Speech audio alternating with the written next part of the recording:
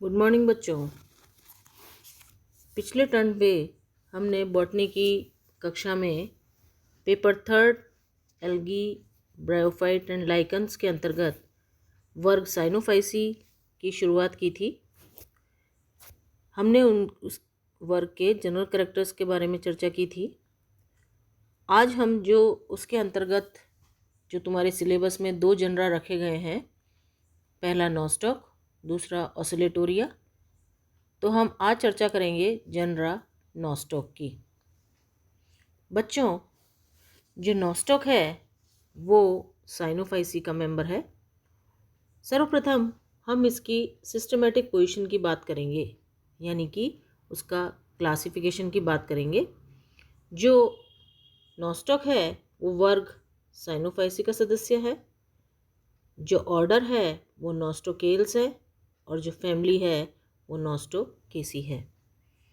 यानी कि अगर हम क्लासिफिकेशन की बात करें तो नॉस्टॉक को साइनोफाइसी के गण नॉस्टोकेल्स में रखा गया है, जिसके अंतर्गत फैमिली नॉस्टोकेसी आती है और उस फैमिली का सदस्य नॉस्टॉक है।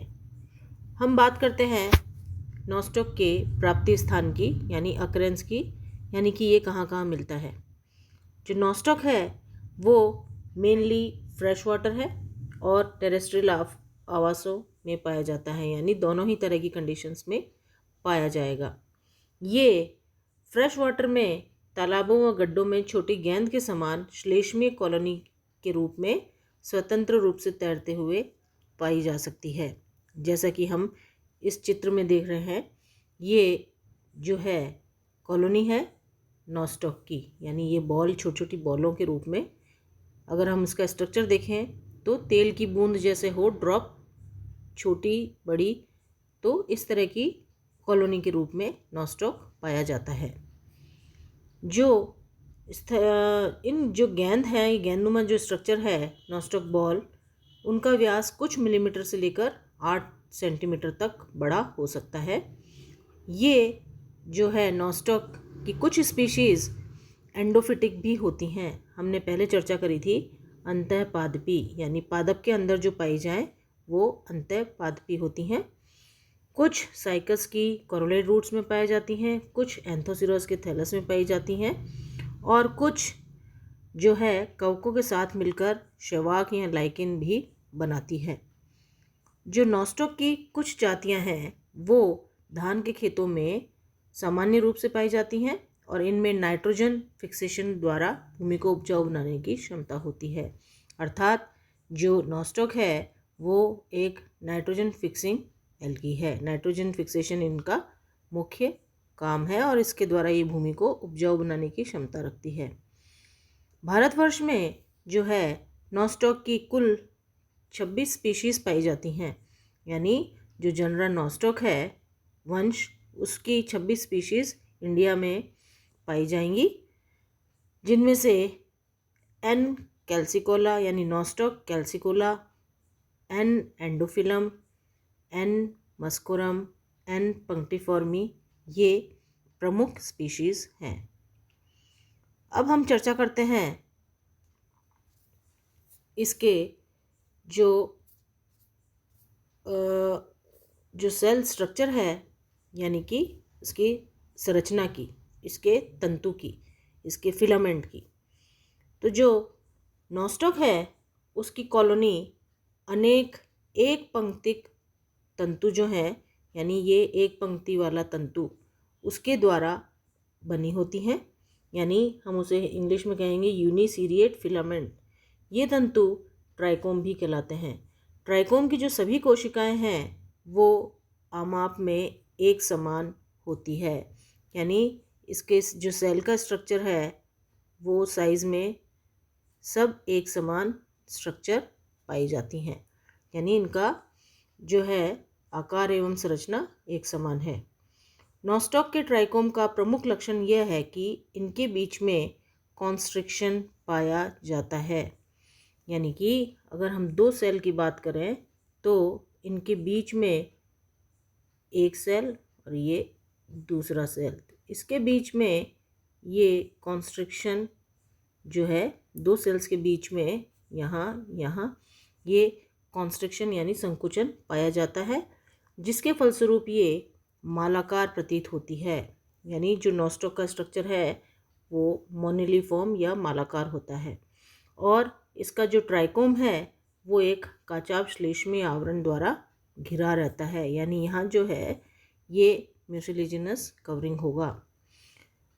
जो प्रत्येक कॉलोनी है नॉस्टॉक की, उसका आकार माइक्रोस्कोपिक से लेकर मुर्गी के अंडे के बराबर हो सकता है, और इसमें हज़ारों ट्राइकोम गुथे हुए होते हैं। यानी कि ये जो है इसमें एक जो है गुच्छा, उसमें कई सारे हज़ारों फिलामेंट्स, इस तरह के हज़ारों फिलामेंट्स इसमें एकत्रित होते हैं। नॉस्टॉक का एक लाक्षणिक गुण है हेटेरोसिस्ट की उपस्थिति होना। ये इस माला रूपी जो सेल है, ये जो फिलामेंट है इसके अंदर कई बड़े सेल्स पाए जाते हैं जो कि हेटेरोसिस्ट कहलाते हैं। हम डायग्राम से देखें तो ये है हेटेरोसिस्ट, ये है हेटेरोसिस्ट। तो यानी कि नॉस्टॉक का जो लाक्षणिक गुण है वो हेटेरोसिस्ट की उपस्थिति है। हेटेरोसिस्ट प्राय इंटरकैलरी होते हैं, यानी तंतुओं के बीच बीच में पाए जाते हैं, परंतु कभी कभी ये अंतस्थ स्थिति में भी पाए जा सकते हैं। प्रत्येक हेटेरोसिस्ट के दोनों तरफ एक छिद्र होता है जिसे हम पोलर नोड्यूल कहते हैं। ये इसकी विशेषता है। अगर हम डायग्राम देखें तो ये और ये जो है पोलर नोड्यूल होता है। सेल स्ट्रक्चर की अगर हम बात करें तो जो इसका एक सेल है, हम उसकी चर्चा करें तो प्रत्येक जो ट्राइकोम का प्रत्येक कोशिका है वो गोल या अंडाकार होती है, तथा ये प्रारूपिक साइनोफासियन कोशिका संरचना प्रदर्शित करती है। यानी ये प्रोकैरियोटिक संरचना प्रदर्शित करेगी। कोशिका भित्ति जो है वो म्यूकोपेप्टाइड से निर्मित होती है, और इसका जीवद्रव्य जो है वो बाहर क्रोमोप्लाज्म तथा केंद्रक में जो है यानी केंद्रीय भाग जो है सेंट्रोप्लाज्म, यानी ये जो बाहर वाला भाग तो है क्रोमोप्लाज्म, और जो अंदर वाला भाग है वो सेंट्रोप्लाज्म। ये सेंट्रोप्लाज्म और ये क्रोमोप्लाज्म। तो इस तरह से दो क्षेत्रों में विभेदित होता है, सेंट्रोप्लाज्म और क्रोमोप्लाज्म। इसके अतिरिक्त इसमें साइनोफाइसियन प्रोटीन ग्रेन्यूल्स भी पाए जाते हैं। केंद्रीय भाग जो होता है वो रंगहीन होता है, सेंट्रोप्लाज्म। ये नाभिकीय क्षेत्र है, परंतु इसमें यूकैरियोट कोशिकाओं की भांति केंद्रक एवं केंद्रक कला का अभाव होता है, यानी ये प्रोकैरियोटिक करैक्टर इसमें पाए जाते हैं। इसके बाद हम बात करते हैं इसके जो है रिप्रोडक्शन की। नॉस्टॉक में जो रिप्रोडक्शन है वो केवल वेजिटेटिव और एसेक्सुअल रिप्रोडक्शन इसमें पाया जाएगा। हमने चर्चा करी थी कि जो रिप्रोडक्शन है सेक्सुअल वो इसमें अनुपस्थित होता है, तो वेजिटेटिव रिप्रोडक्शन और एसेक्सुअल रिप्रोडक्शन इसमें पाया जाएगा। तो जो वेजिटेटिव रिप्रोडक्शन है वो निम्न विधियों द्वारा होता है, जिसमें सर्वप्रथम है खंडन द्वारा। जब किसी यांत्रिक क्षति से अथवा शरीर क्रियात्मक कार्यों से कॉलोनी छोटे छोटे खंडों में टूट जाती है तो प्रत्येक खंड एक कॉलोनी बनाने की क्षमता रखता है। ये एक वेजिटेटिव या कायिक प्रवर्धन की विधि है। दूसरा है हार्मोगोनिया द्वारा। यह कायिका जनन की सबसे सामान्य विधि है।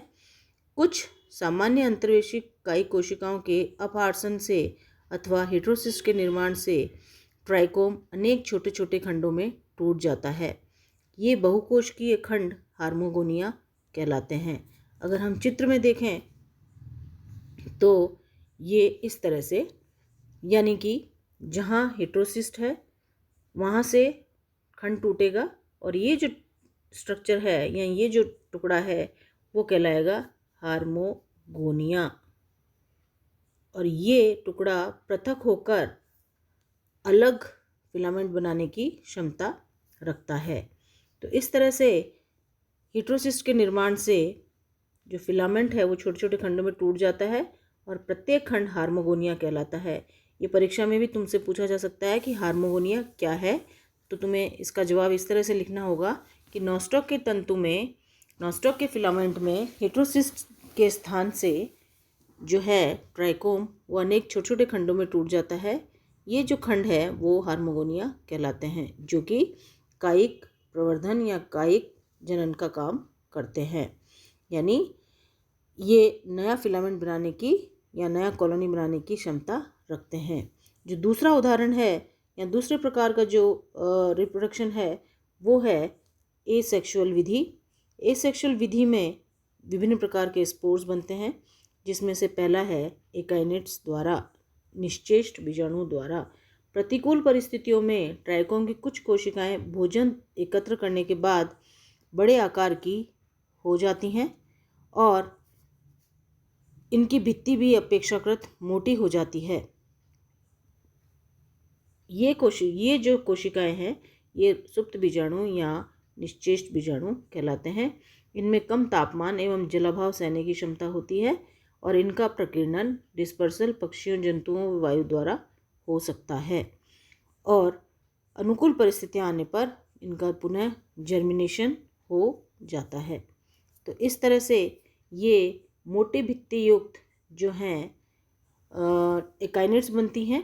जो सेल्स हैं वो मोटी भित्ति युक्त हो जाती हैं और ये जो मोटी भित्ति युक्त सेल्स हैं वो एकाइनेट्स या रेस्टिंग स्पोर्स या सुप्त बीजाणु कहलाएंगी, जो अनुकूल परिस्थिति आने पर पुनः जर्मिनेट करके नया जो फिलामेंट है या ट्राइकोम बना लेंगी। जो नेक्स्ट प्रकार का रिप्रोडक्शन है वो है हेटेरोसिस्ट के द्वारा। हमने चर्चा करी कि जो फिलामेंट है लंबा, उसमें बीच बीच में कुछ बड़ी सेल्स होती हैं जो कि हेटेरोसिस्ट कहलाती हैं। ये हेटेरोसिस्ट जो है इनके स्थान पर फिलामेंट टूट जाता है और जो इनका जीवद्रव्यक है वो सक्रिय होकर एक नया ट्राइकोम बनाता है। अब हम ये जो डायग्राम है वो रिप्रोडक्शन बता रहा है हेटेरोसिस्ट के द्वारा। ये हेटेरोसिस्ट कोशिका है और इसमें इसका जो जीवद्रव्यक है ये पुनः 2 सेल्स में बटा, 2 से 4 में बटा और इस तरह से ये हेटेरोसिस्ट के अंदर ही एक नया फिलामेंट का जन्म हो जाता है। तो हेटेरोसिस्ट भी एक एसेक्सुअल रिप्रोडक्शन की विधि होती है। लास्टली जो हम बात करेंगे वो है एंडोस्पोर्स की। ये भी एक प्रकार का एसेक्सुअल जनन है। नॉस्टॉक की कुछ जातियों में हेटेरोसिस्ट की अंतर्वस्तुएं विभाजित होकर अंतःबीजाणु बनाती हैं। इनका विमोचन हेटेरोसिस्ट की भित्ति के विघटन से होता है और प्रत्येक अंतःबीजाणु अंकुरित होकर एक नया ट्राइकोम बनाता है। तो इस तरह से एंडोस्पोर फॉर्मेशन भी इसमें एक रिप्रोडक्शन की विधि है। अंत में जो सबसे सिंपल है वो है फ्यूजन ऑफ फिलामेंट्स या तंतुओं का संलयन। यद्यपि नॉस्टॉक में अन्य वर्गों के शैवालों की भांति लैंगिक अवस्था एवं जननांग नहीं पाए जाते, परंतु कुछ साइंटिस्ट ने नॉस्टॉक मस्कोरम नाम की स्पीशीज़ में भिन्न तंतुओं के परस्पर फ्यूजन एवं शाखा मिलन से जो है इस तरह का रिप्रोडक्शन देखा और इसकी तुलना उन्होंने कायिक युग्मन से की। यानी जैसे कि 2 फिलामेंट्स का फ्यूजन होता है तो इस तरह से सोमेटोगेमी होती है, यानी वेजिटेटिव जो सेल है या प्रोटोप्लास्ट का फ्यूज़न होता है। इस तरह से 2 फिलामेंट्स का फ्यूजन भी इसमें देखा गया है और इसकी तुलना उन्होंने सोमेटोगेमी से की। तो इस तरह से जो नॉस्टॉक में रिप्रोडक्शन की बात करी हमने, उसमें 2 प्रकार का रिप्रोडक्शन है। पहला है वेजिटेटिव जो कि खंडन द्वारा होता है।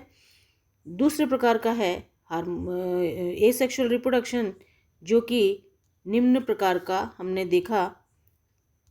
पहला हार्मोगोनिया द्वारा, दूसरा एकाइनेट्स द्वारा और जो तीसरे प्रकार का है वो है हेटेरोसिस्ट के द्वारा। चौथा जो है वो है एंडोस्पोर के द्वारा, अंतःबीजाणु के द्वारा और जो अंत में जो हमने बात करी तंतुओं के फिलामेंट्स के द्वारा, तंतु संलयन के द्वारा। इस तरह से 5 प्रकार के एसेक्सुअल जनन विधियां नॉस्टॉक में देखी गई हैं। बच्चों, इसके साथ ही हम जनरा नॉस्टॉक यहीं समाप्त करते हैं। अगले टर्न पे हम जीनस या जनरा ऑसिलेटोरिया पढ़ेंगे, जो कि साइनोफाइसी का ही मेंबर है। तब तक के लिए धन्यवाद।